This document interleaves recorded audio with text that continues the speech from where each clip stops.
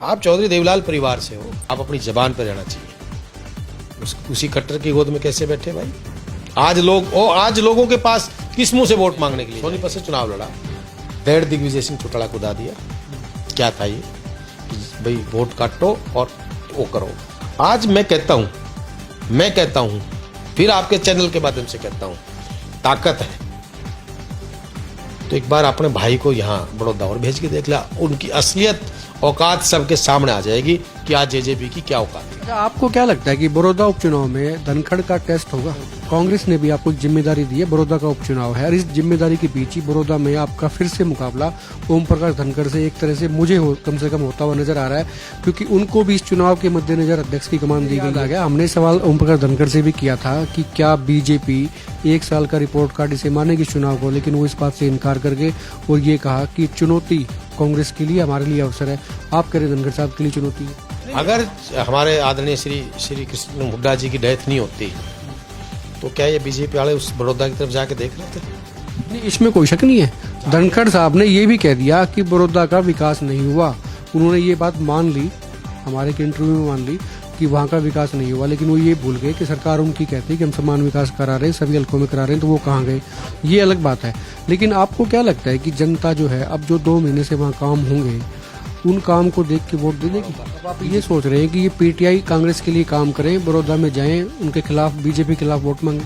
देखिए, मैं ये बिल्कुल नहीं सोच रहा। मैं ये कह रहा हूं और ये सोचता हूं कि इनको सद्बुद्धि दे भगवान।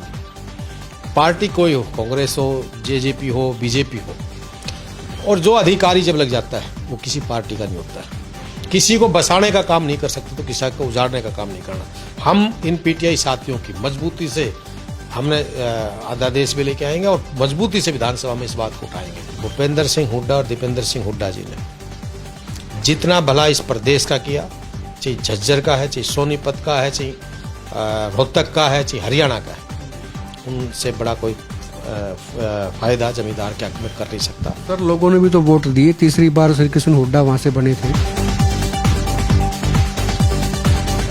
नमस्कार, एक मत पोस्ट में आपका स्वागत है। मैं हूं सर्वेश कुकरा। इस वक्त मेरे साथ बादली के विधायक, कांग्रेस के विधायक डॉक्टर कुलदीप वत्स हैं। खासियत ये है कि डॉक्टर कुलदीप वत्स बीजेपी के जो इस वक्त के प्रदेश अध्यक्ष हैं ओम प्रकाश धनखड़, उनको हराकर विधायक बने थे। ये एक बहुत बड़ी सफलता थी और इसके बाद में इनका डंका चला, नाम चला और इस वक्त प्रदेश में अलग अलग क्षेत्रों में ये जा रहे हैं और ख़ास करके इनकी ड्यूटी बड़ौदा उपचुनाव में भी कांग्रेस की तरफ से लगाई गई है। इनसे बात करेंगे, काफ़ी सारे सवाल हैं। सबसे पहले तो वत्स साहब, आपका स्वागत है एक मत पोस्ट में। धन्यवाद सोनी जी, एक मत की पूरी टीम का मैं धन्यवाद करता हूँ। आप एक धुरंधर को चित्त करके विधायक बने और इस बार जब आपने ओम प्रकाश धनखड़ को हराया तो लगता था कि ये व्यक्ति जो है बाद में आपसे हार के जाएंगे और फिर पार्टी इनको बीजेपी की अध्यक्ष बना देगी और फिर से आपके सामने एक बार वो एक कद लेके आ गए हैं। देखिए, सबसे पहले तो जो आपने एक बात कही, जो जीत थी वो बादली की जनता की जीत थी और बादली की जनता एमएलए बनी है। मैं तो इनका बेटा हूँ, इनका भाई हूँ, इनका सेवक हूँ और मैं बधाई देता हूँ। भाई बहुत बड़े लीडर थे, 10 महकमे थे, खट्टर साहब के बाद बड़ा नाम था इनका। इतने बड़े चेहरे को हराने के लिए ये बादली की जनता एक ऐसी जनता है, ये एक एक चीज़ को मापती है कि 5 साल बहुत बड़ा ओहदा रहने के बाद अब सर, आप बादली से अब बाहर आ गए हैं। अब हरियाणा का जिम्मेदारी आपको पार्टी दे रही है, आपके समाज को इकट्ठा करने के लिए भी दे रही है और बड़ौदा चुनाव में भी। और जिस सवाल पे मैं आ रहा हूँ वो ये है कि उधर बीजेपी ने ओम प्रकाश धनखड़ को अध्यक्ष बना दिया और कांग्रेस ने भी आपको एक जिम्मेदारी दी है, बड़ौदा का उपचुनाव है और इस जिम्मेदारी के बीच ही बड़ौदा में आपका फिर से मुकाबला ओम प्रकाश धनखड़ से एक तरह से कम से कम होता हुआ नजर आ रहा है, क्योंकि उनको भी इस चुनाव के मद्देनजर अध्यक्ष की कमान दी गई है, क्योंकि जाट लैंड है बड़ौदा उपचुनाव में। और आपकी जिम्मेदारी भी पार्टी ने दी है कि आप ठीक है, आप ब्राह्मण वोट को आप वहाँ जाइए, काम कीजिए, क्योंकि योगेश्वर दत्त ने पिछली बार चुनाव लड़ा था, थोड़े से वोट से वो हार गए थे।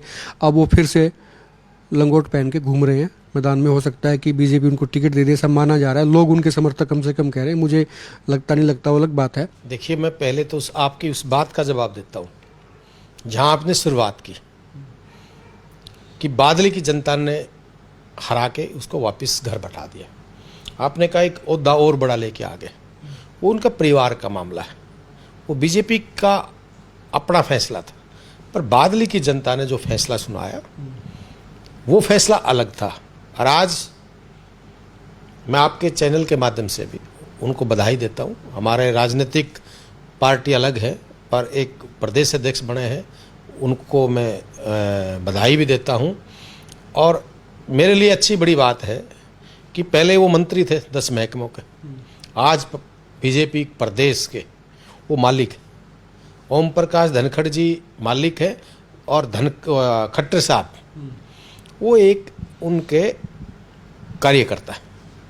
तो मेरे को एक चीज़ की खुशी है और उम्मीद भी है कि जो 5 साल नहीं कर सके बादली क्षेत्र में, वही जो 4 साल का इनका समय बचा है, तो धनखड़ साहब जैसे हमारे एम्स का मुद्दा था, 11 इंस्टीट्यूट हमारे जो थे वो एम्स के उठा के यहाँ से रेवाड़ी शिफ्ट करना चाह रहे थे। एक तो वो जो हमारी उनको वापस लेके आए, हमारा आईआईटी का मुद्दा था, हमारा सेक्रेटरीट जो मिनी सेक्रेटरीट हमारा जो उन्होंने धनखड़ साहब ने ही घोषणा करा के बनवाया था बादली को सब डिवीज़न, तो उसको आज तक एक ईंट नहीं लगी है, वो लगवाए।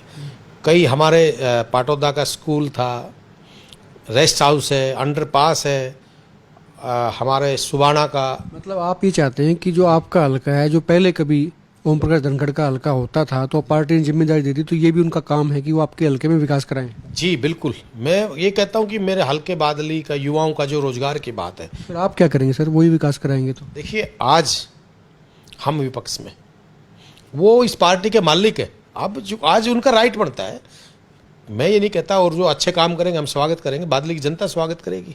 अगर वो बादली में, जिला झज्जर में, रोहतक में, जहाँ आपने एक बात की। अच्छा, आपको क्या लगता है कि बड़ौदा उपचुनाव में धनखड़ का टेस्ट होगा, ये टेस्ट उसका भी होगा? देखिए मैं सारी चीज़ों का जवाब दूंगा। मैं पहले झज्जर आपने कहा जाटलैंड की बात, जाटलैंड का मतलब किसी एक कौम का नहीं है। जाटलैंड में 36 बिरादरी आ जाती है। जैसे आप जाएंगे इधर जाटलैंड कह देंगे, उधर गुड़गांव की साइड जाओगे तो हिरवाल कह देंगे, आपके Hisar Sirsa side majority of vote से मतलब। हाँ, मतलब वो एक उसमें ये नहीं है, उसमें 36 बिरादरी के होते हैं पूरा होता। जहाँ तक आपने एक सवाल मेरे से किया कि आपका धनखड़ का मुकाबला फिर वहाँ होगा, पहली बात आज मैं आपको बता देता हूँ, भूपेंद्र सिंह हुड्डा और दीपेंद्र सिंह हुड्डा जी ने जितना भला इस प्रदेश का किया, चाहे झज्जर का है, चाहे सोनीपत का है, चाहे रोहतक का है, चाहे हरियाणा का है, उनसे बड़ा कोई फायदा जमींदार के हक में कर नहीं सकता। सर लोगों ने भी तो वोट दिए, तीसरी बार श्री कृष्ण हुड्डा वहाँ से बने थे। देखिए मैं धन्यवाद करता हूँ, उसी बात पे आ रहा हूँ मैं।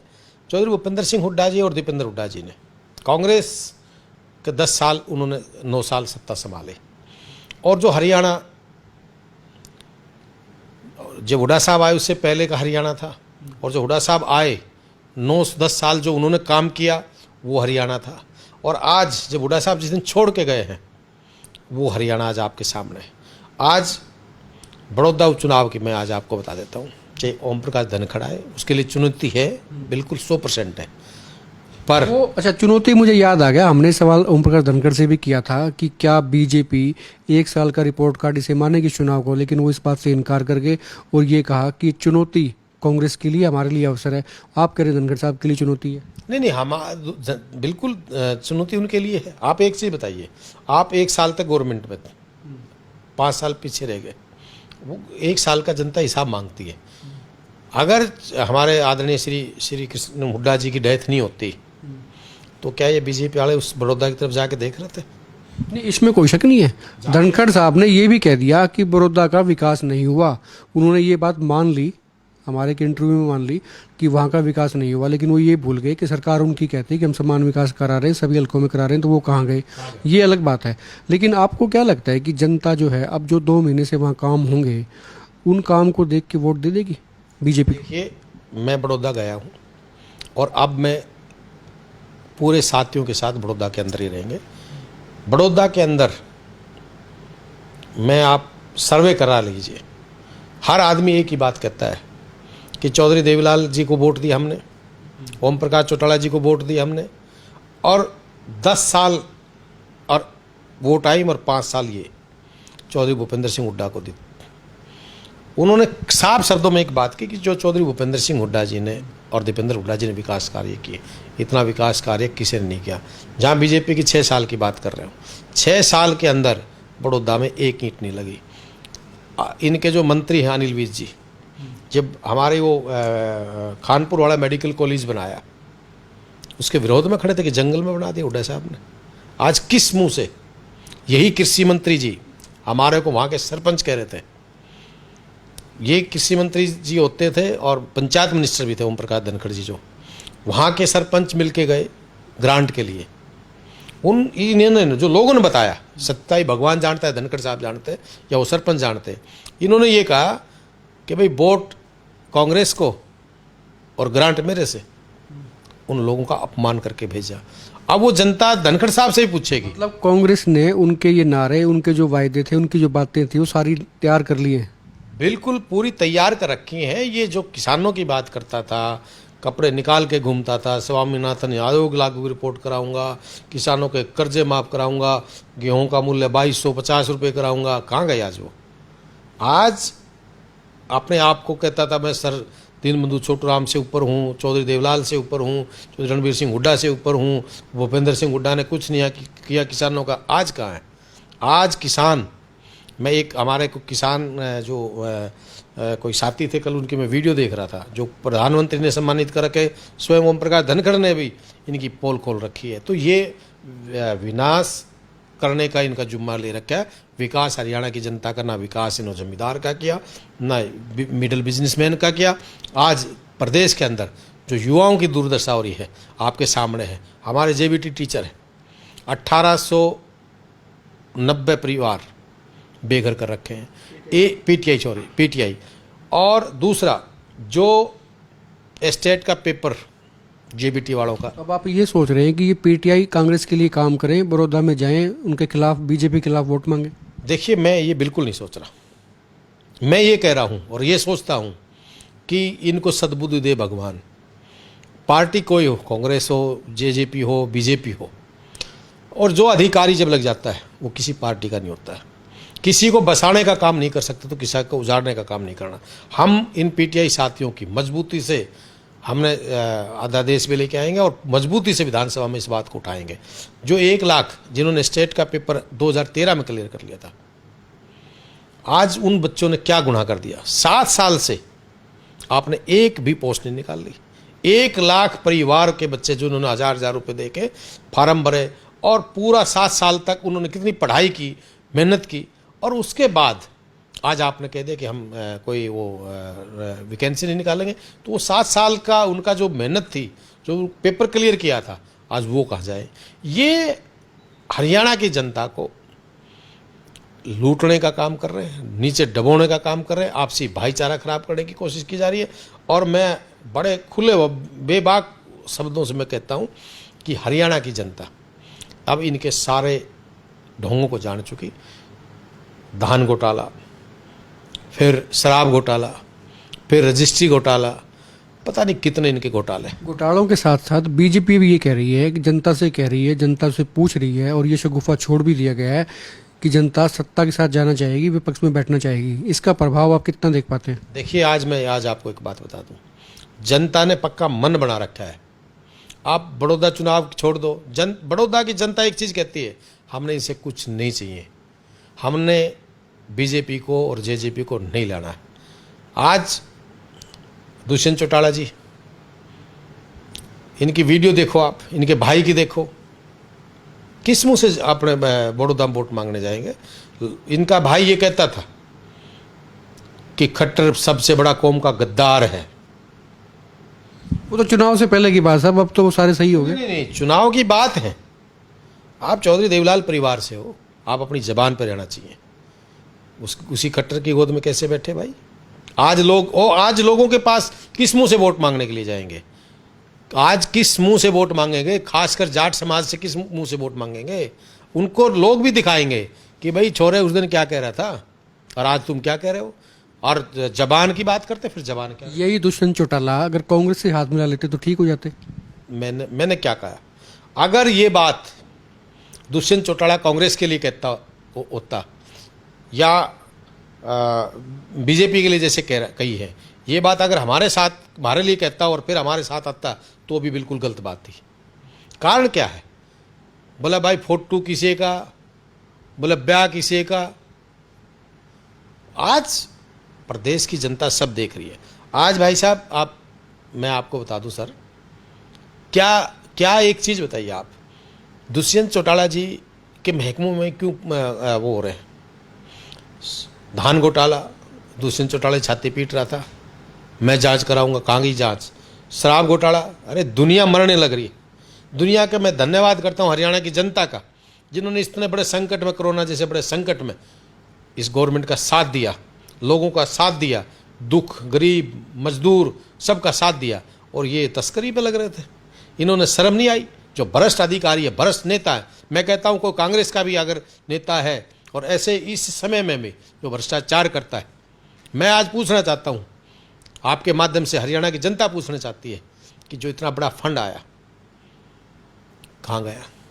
जो इतना बड़ा घोटाला हुआ, शराब घोटाला, इतना बड़ा घोटाला किया, हरियाणा की जनता पूछना चाहती है, हरियाणा के नौजवान पूछना चाहते हैं, हरियाणा के गरीब मजदूर और किसान पूछना चाहते हैं कि क्या चंद लोगों को आप लोगों को खाने के तुम्हारे पास पैसे नहीं है, और एक बोतल जिसकी कीमत 100 रुपये होती है, वो आप किसी भी जिला में चले जाओ, मैं अपने झज्जर की बताता हूँ, 700 800 रुपये में कहाँ से आ रही थी शराब? बोला सैनिटाइज बना रहे हैं, सैनिटाइज बना रहे हैं। अभय सिंह चौटाला ने बात की, बोला भाई इनका सगा मामा नहीं नाना। तो भाई जवाब तो देना पड़ेगा। अगर आप सच्चे हो, दूध के धुले हो, तो हरियाणा की जनता के सामने आके हिसाब दे। तो मैं ये आपके माध्यम से कहना चाहता हूँ। जहाँ तक बड़ौदा उपचुनाव की बात बता दूँ, ये मैंने नहीं लगता, ये कई मुंह के सांप है। किसी के तो आगे एक फण होता है तो उसका पता लगता है दुश्मन का कि ये भाई यहाँ से काटेगा, यहाँ से फण करेगा। मैंने तो उस बेचारा गरीब एक बहुत अच्छा पहलवान था और देश का नाम रोशन किया। और मैं कहता हूँ कोई ब्राह्मण जाट या किसी एक बिरादरी का नहीं, पहलवान हो, राजनीतिक हो, महाराज हो, डॉक्टर हो, ये सर्व जातीय होते हैं, इनकी कोई जाति नहीं होती है। पर एक वो शरीफ आदमी था और अच्छा हुड्डा साहब ने उनको डीएसपी का पद दिया, आज वो एसपी बनते। हमारे समाज का तो खासकर जो ब्राह्मणों की बात आप करते हो, जो आप करते हो भाई एक तरफ ब्राह्मण, मैंने नहीं लगता है ये उस लड़के के साथ भी कोई इंसाफ करेंगे। ये कहते कुछ है, करते कुछ है। और हुड्डा साहब ने उस परिवार को इतना बड़ा सम्मान दिया, योगेश्वर दत्त जी को, उनके मम्मी पापा को, जो हमारी आंटी है, मैं योगेश्वर दत्त को अपना छोटा भाई मानता हूँ और बड़ा सम्मान करता हूँ। पर वो इन जो दो मुँह सांपों के बीच में ऐसा फंसा, आप देखो वो तो भगवान बताएगा इनका पार्टी का फैसला। दूसरी बात ये है कि आईएनएलडी की भूमिका इस चुनाव में आप किस तरह से देखते हैं? क्योंकि इन दिनों वो भी लोग कहते हैं कि फोरम में हैं, दौरे उनके चल रहे हैं, अर्जुन चौटाला वहाँ घूम रहे हैं हल्के में, उनकी भूमिका किस तरह से रहेगी? देखिए मैं उनकी कोई जीरो भूमिका मानता हूँ। और बड़ौदा की जनता बड़ी सियाणी है, उन्होंने ये पता है। मैंने आपके शायद आपने मेरा जब हास्य में इंटरव्यू लिया, मैंने तब भी कहा था कि चौधरी भूपेंद्र सिंह हुड्डा ने इलेक्शन लड़ा सोनीपत से। ये इनकी अगर ये मैच फिक्सिंग नहीं होता तो और क्या है? ये बड़ौदा से चुनाव लड़ा हुड्डा साहब ने, सोनीपत से चुनाव लड़ा, दैड़ दिग्विजय सिंह चौटाला को दा दिया। क्या था ये कि भाई वोट काटो और वो करो। आज मैं कहता हूँ फिर आपके चैनल के माध्यम से कहता हूँ, ताकत है तो एक बार अपने भाई को यहाँ बड़ौदा और भेज के देख लिया, उनकी असलियत औकात सबके सामने आ जाएगी कि आज जेजेपी की क्या औकात है। ये आप मैं बिल्कुल चैलेंज के साथ कहता हूँ। और दूसरी एक बात और कह रहा हूँ, नहीं वो भी ये कहते हैं कि हुड्डा साहब चुनाव लड़ के देख लें। हुड्डा साहब क्यों लड़ेंगे? हुड्डा साहब एमएलए हैं, दीपेंद्र हुड्डा लड़ लें। दीपेंद्र जी राज्यसभा सांसद है, क्यों लड़ लें? ये तो कांग्रेस में कल चल रहा है, ये तो कांग्रेस में कल चल रहा है सर। नहीं, आप एक चीज बताइए, क्या सारा हुड्डा परिवार ही लड़ेगा? हर जगह हुड्डा साहब ही लड़ेंगे? हुड्डा साहब ने हरियाणा भी देखना, क्या वही थोड़ी लड़ेंगे? और भी हुड्डा साहब अपने साथियों को लड़ाएंगे।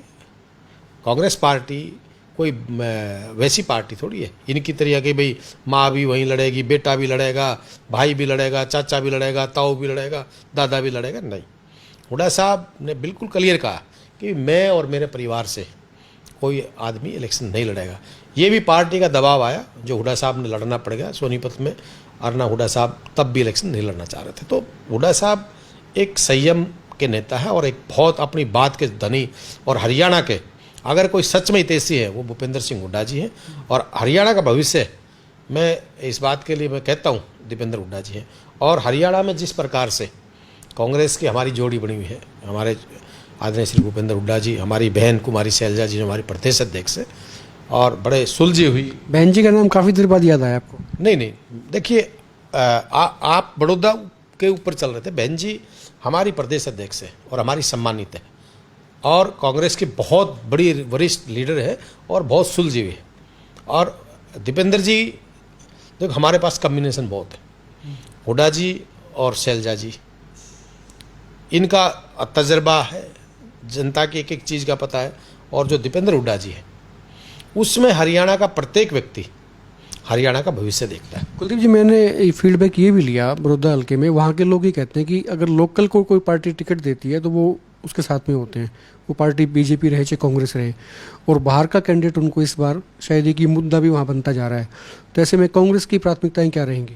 देखिए, मैं बिल्कुल इस बात से सहमत हूँ।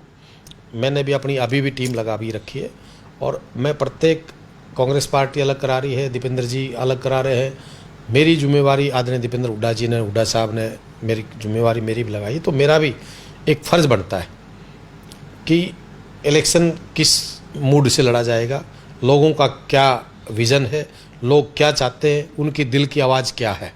मैं इस बात से सहमत हूँ। लोगों की आवाज़ ये है कि भाई कैंडिडेट वहीं का हो, स्थानीय कैंडिडेट हो, पर जो कांग्रेस पार्टी फैसला लेंगे, चौधरी भूपेंद्र सिंह हुड्डा और कुमारी शैलजा जी अच्छा फैसला लेंगे, और बड़ौदा की जनता का इलेक्शन है, बड़ौदा का बेटा इलेक्शन लड़ेगा, ये मैं आज आपको बताता हूँ। और ये थे डॉक्टर कुलदीप वत्स, एमएलए बादली से हैं, लेकिन चिमटा बड़ौदा में गाड़ दिया है कांग्रेस की तरफ से। पार्टी को एकजुट कर रहे हैं, और खास करके ब्राह्मण समाज की जिम्मेदारी पूरी हरियाणा में इनको दी गई है और ये निभा भी रहे हैं। तो अब देखना ये होगा कि इनका मुकाबला एक बार फिर से, मैं जैसा कि पहले बता चुका हूँ, ओम प्रकाश धनखड़ से बड़ौदा उपचुनाव में होगा, क्योंकि बीजेपी के वो अध्यक्ष हैं। हालांकि बादली में तो इन्होंने उनको चित कर दिया था, चुनाव जीत गए थे, लेकिन ये दोबारा से एक मुकाबला हो सकता है बड़ौदा उपचुनाव में। और रिजल्ट क्या होंगे वो भी आपके सामने आएंगे, और हम भी आपको विश्लेषण समय समय पर देते रहेंगे। आप देखते रहिए एकमत पोस्ट।